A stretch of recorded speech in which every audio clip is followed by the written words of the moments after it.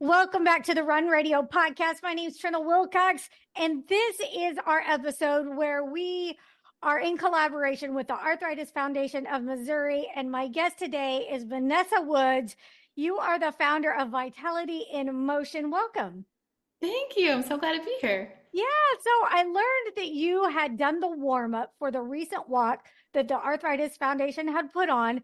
So tell me a little bit about that, and then we'll talk about how you even got into dance and all the good stuff. Yeah, it was great. So this is the second time I've been at the Arthritis Walk. So the first time was many, many years ago. I'm so excited about this one under Dolores. And so it was really fun to run the opening warm-up to really kind of inspire everyone to think about moving their bodies, really the accessibility of it, if anything's not feeling so great, really just setting a tone for a positive and inclusive way for everyone to be involved in getting moving their bodies around this track and getting walking. So you said this was the second time you've been involved with the walk. Why was it important for you to be involved? Yeah, it's a really important cause. I am coming from a dance background. Right. And so, movement is super important just to my core being. And then anything that can help other people to live a better life through movement is something that's just very near and dear to my heart and part of my mission of my organization. So I love to be able to partner with the Arthritis Foundation to really help get everyone accessibly moving in creative and fun ways. I was looking at your website and the video that when you first land that comes on and some of the exercises, which are fantastic. I remember attending one of these similar classes. I'm sure, I feel like it was under a different name, but it was the same concept where you had people that were a little bit older, but still needed to get moving. And I went through those exercises and I was like, we should all be doing these.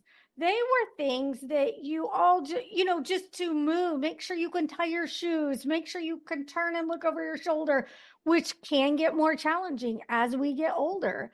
So as a dancer, what made it important for you to specifically focus in on making sure this was accessible to the older population as well?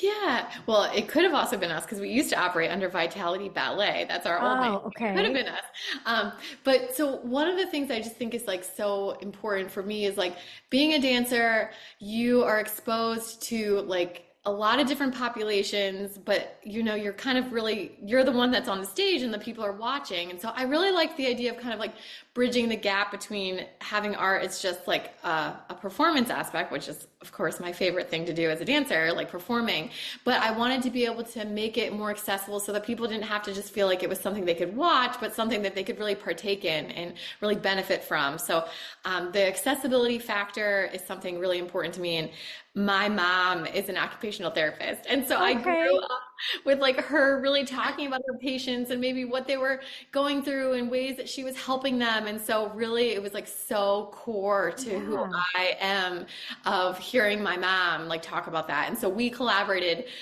with coming up with this idea of dance and mobility and moving. So what are some of the things that you do offer? I thought I saw some water aerobics and things like that. What are some of the different styles of classes that you teach? Yeah, so our most popular class is our Dancing Through the Decades class, and that's a class that is it's kind of jazz, modern dance, musical theater, tap. We have some ballroom. It's different styles of dance that are adapted to be really done for the audience that we're with. So for example, if the group is a sedentary group and we're going to be sitting in a chair, maybe a wheelchair, maybe they have walkers, maybe just mobility issues where it's just really uncomfortable to be standing, we have classes prepared for them that they can do entirely from a seated position. But we come up with creative and unique choreography, all done by professional dance instructors, to create an experience that's really integrating the arts into the exercise so that it's not just kind of boring, repetitive movement, right? We kind of get I don't know, I get so bored if I'm doing just the same thing over and over. Yeah. So it's a way to kind of stimulate the brain and the body working together. And then of course the music component, which as a dancer, everyone connects with music, right? So you put on fantastic music that's really tapping into memories of the generation that we're working with. And Hmm. then it's like this amazing kind of double play of like music and movement and everything comes together. Oh, wow. That sounds really fantastic. All the senses, all the simulations, all the necessary things. What are some of your younger age groups? How young do you teach? Yeah. So my other company is called Vitality Ballet. They used to Oh, be, we okay. switch around some of our branding here so that we can Okay. target a lot of different audiences so that it's really accessible to the different people, different markets. And our Vitality Ballet works with people anywhere from their 20s all the way up through, we have people in their 70s. And that's a real, actually, ballet classes. So we love ballet, of course, being a former Yeah. ballerina. That's like my first love. So that is where we really make ballet very accessible to a wide audience. So people from their 20s up through their 70s, everyone can dance and everyone can benefit. So those classes are available to really make the beautiful ballet exercises, the posture, the mobility, the flexibility, but in a gentle way that everyone can be a part of. And then the vitality and motion programming that works with people that are usually 65 through over 100. And we've had, my oldest personally has been 104. Oh, wow. Cool. So inspiring. Yeah. Let's see. I had a question on the top of my head and now I can't think of. Oh, yes, I was going to ask you if you've had a student yet that did have JRA or juvenile arthritis. Yes, actually, we actually have had several different students across the years with different, I mean, including JRS. And so, um, from even people with Parkinson's, we've had students with multiple sclerosis, and just even just general, chronic injuries that they're dealing with as well. And so, truly across the board. And what we always try to say is that when you're coming into a class and you're coming into it with maybe some pains or some mobility issues, is that this is a way to really celebrate what you can do. Yeah. And it's like Yeah. reframing the mind, right? Like it shouldn't be a negative experience. It needs to be positive and it needs to be celebrating, all right, well, maybe I can't lift my leg super high or I have to do the move a little bit slower. But that is a celebration and that you can do it. The body is able to perform it. And then there should be a sense of pride in what the body is able to do. And so we really try to bring that to the classes. What's that been like for you to watch those students come in? And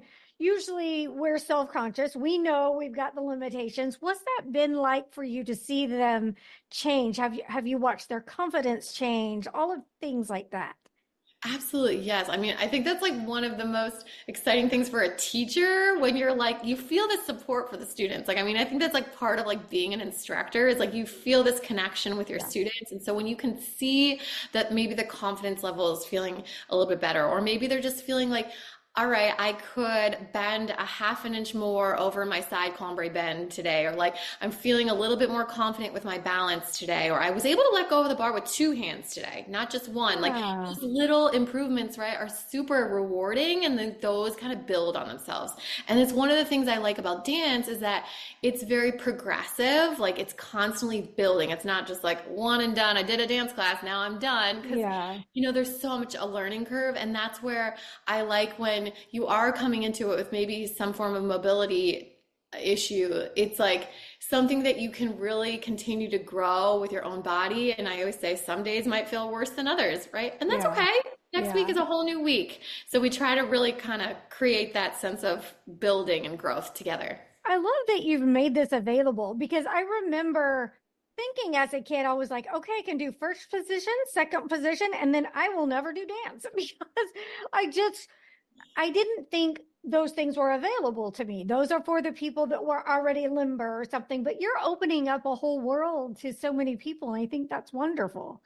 Thank you. Yeah, it's so exciting too, because like I know exactly what you mean. I get people all the time that say Yeah. that, or just a sense of like not feeling like graceful, Yeah. or like not feeling like coordinated. And I'm Yes. like, it's like I could totally appreciate that because like I don't feel like super athletic. Like if I was gonna go play kickball or Yeah. something, like that would feel the equivalent of someone else coming in to take a dance class. But that's where I always say like everyone has the skills to do to dance. It's really just like getting the comfort level and finding where you're gonna start. That one Yeah. first little thing of like maybe I'm gonna learn how to do a tendu with my foot, and I'm just gonna focus on that, and then you build on it.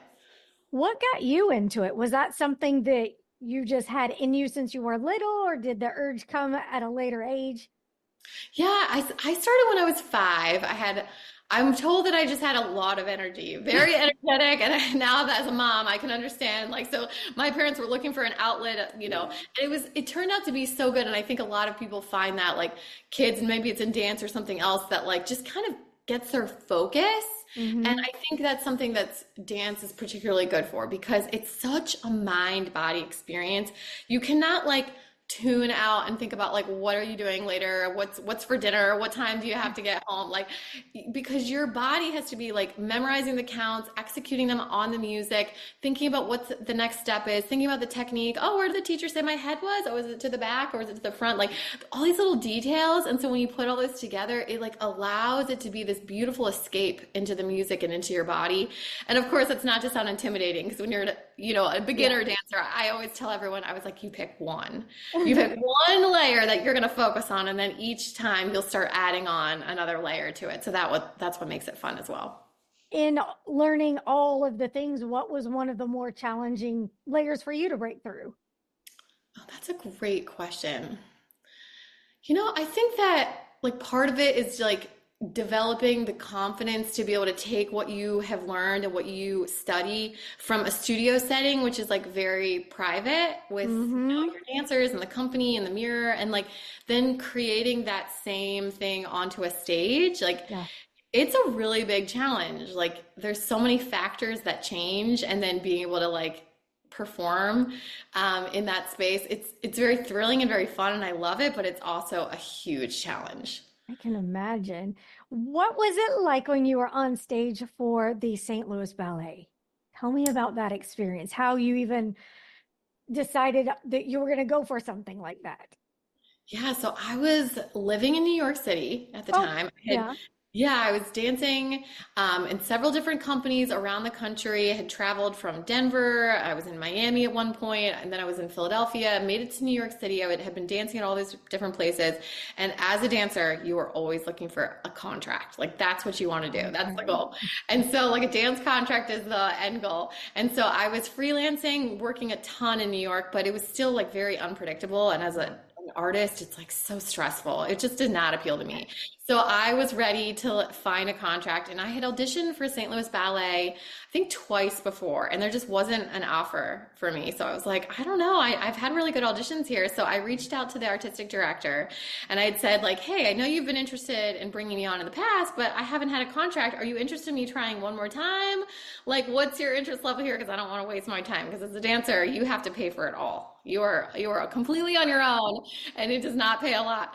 So I was like, I need to know what the plan is here with me. And he had an opening right then and there because one of the swans in Swan Lake got injured, Oh, and so he had no. an open swan. Yeah, so Wow.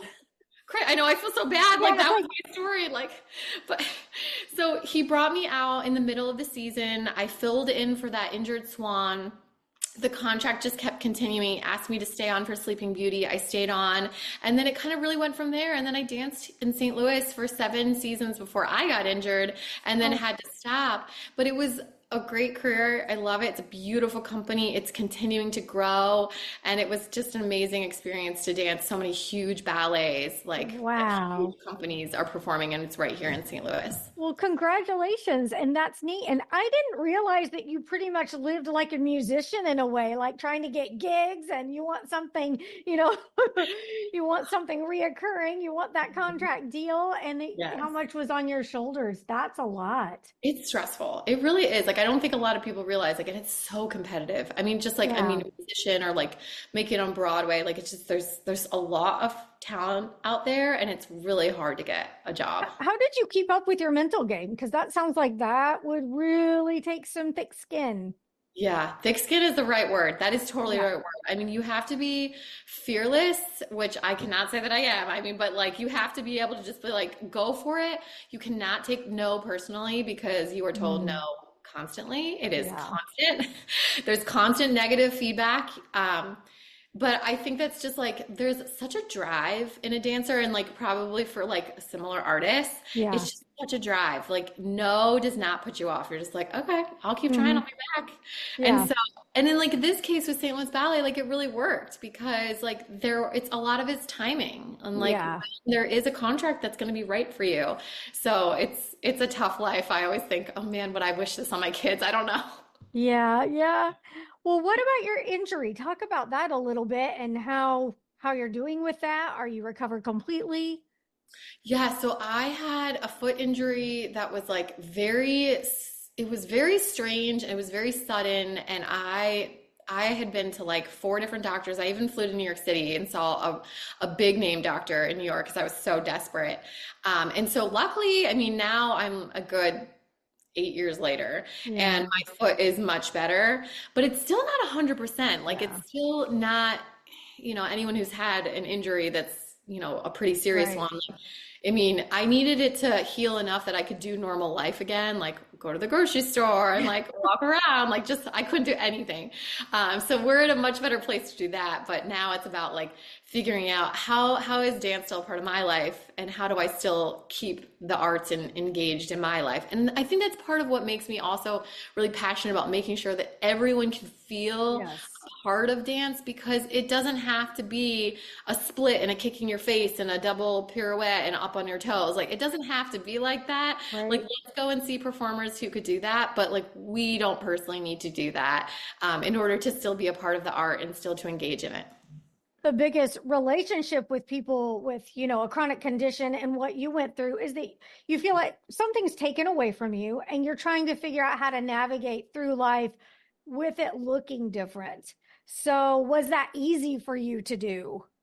Oh man, that's so well said. And I don't, I think that was really hard. Like it's such a part of your identity. Yes. Like it's like this is who I am and now how do I continue on without that part of me? Like that was me. And so I think anyone who goes through that, they do struggle with that. Like this was my identity. Maybe it was playing soccer or it was being a runner and if that's taken away, but then it's a way of like, okay, how do I still have it a part of my life, but it might look and feel different? Yeah. And that's something that I think is a constant battle. Hmm.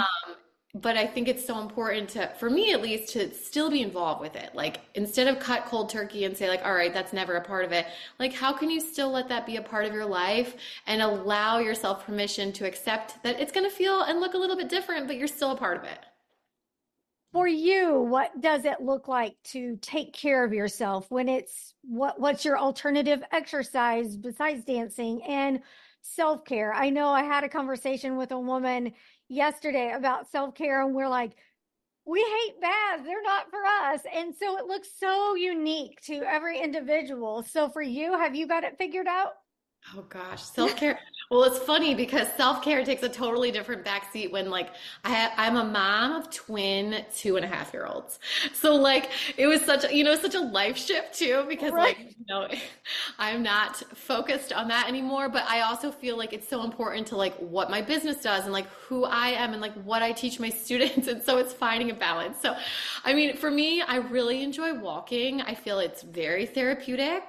I think it's very helpful for like I want that like bone impact of like the walking and like for osteoporosis and like I want that physical activity. So I find it to be very therapeutic. I also got really involved in salsa dancing, a completely Mm. different kind of dance. Yeah. But for me, I think having a different style of dance that I could become involved with and evolve my own self as a dancer still allowed me to be finding and tapping into that sense of I'm a dancer, but then having it look and feel completely different and using a totally different skill set. So that's for me but been part of my self-care of like allowing myself to go Yeah. off and be part of this other style. Good. Let's go back to the walk again a little bit. So, for people that have never been to a walk or an event where there is a warm up, can you kind of set the scene and tell somebody kind of what it's like and what they could expect? Yeah, absolutely. So if you're going to a walk, I definitely recommend the Arthritis Foundation walk. It's a lot of fun. So everyone will be there in the beginning. You're going to see lots of different people, all different walks of life, which is super fun. Everyone's walking around and kind of meeting some of the other different booths. They're all great. They have lots of little trinkets and fun little snacks. And then you'll start to see they'll call you on over and it comes over to the stage and everyone kind of comes over. And I remember saying to everyone, like, don't worry, I'm not going to bite. Like, don't be nervous because everyone's a little nervous about like, oh no, what are we going to do? But then everyone comes on over and then I like to start just nice and smooth with like shoulder rotations. A big thing that I think we miss as a society, myself included, is we do so much sitting throughout our day, right? Like that's just kind of our life here. And I think our posture can really suffer for it. So I know Mhm. that's something that I noticed immediately when I wasn't dancing anymore. Like, wow, I don't sit and stand like I used to. So I always like to think about that first in a warm up, that we can really all tap into our tallest posture with our shoulders back, find our breath so it's really connected to our body, and then start some of our stretching and more aerobic activities from there before we get off onto the walk. Very nice. I had another question before we go. Oh, do you think you will return to dancing professionally, or is that something that been there, done that, and you're doing other things now? Oh, such a good question. Well, if in my past life, I would say that I would finish my dance career and then I would go on to Broadway. That would have been my Right? plan. All right. That Yeah. would have been my goal.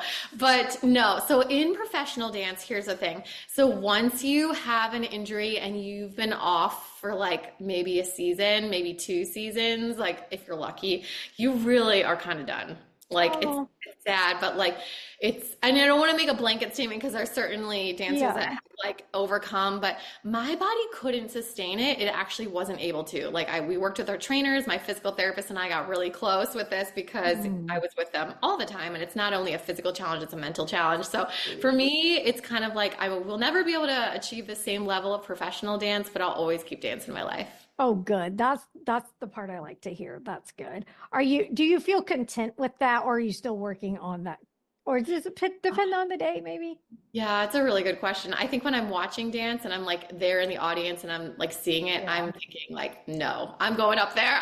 Nothing can stop me. Like, Move. I'm not ready. Yeah, like that's my part. I gotta get back up there. Yeah. So I feel like that might be, and maybe that's something like I would be so curious if other artists and like athletes feel the same. Like, I do feel content that this is what my mission was supposed Yeah. to be. This is where I'm supposed to be. But I definitely, I mean, I would love to go back to dancing, but Yeah. I know that that's just that ship has sailed, but now I'll be cheering for all the upcoming professional dancers out And there. you never know. Whatever will be, will be. But I am so glad that you shared your story, your vulnerability, and what you're doing to make it accessible for other people and to still keep it in your life, and how you have to adapt just like anybody with a chronic condition has to adapt. We're all just learning.